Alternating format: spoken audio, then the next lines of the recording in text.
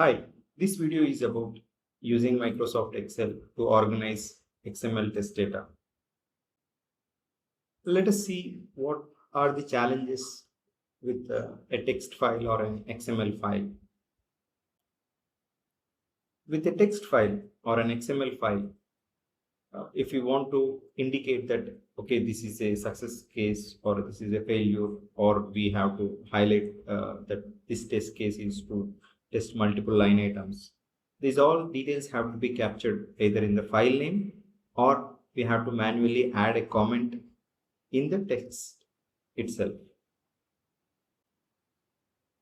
And on top of it, some organizations do not allow to open a .txt file or a .xml file online in OneDrive, or you will not be able to view them properly.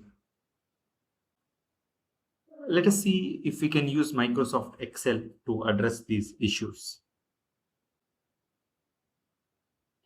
In Excel, you can highlight a piece of text, or you can add a comment, you can add notes, you can have multiple sheets for different test data. You can, of course, color them, you can hide the sheets. These are all the capabilities of Microsoft Excel. Using Microsoft Excel to organize the test data has multiple advantages. Like we can add additional details about the test case. Then these files can be easily shared. Tabs can be hidden or color coded. Excel works well with numbers and data.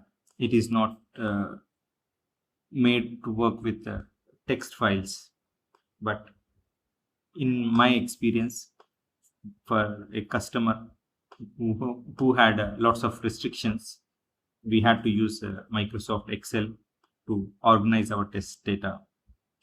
I thought it is an interesting concept, so sharing these details. That's it. Thank you for your time.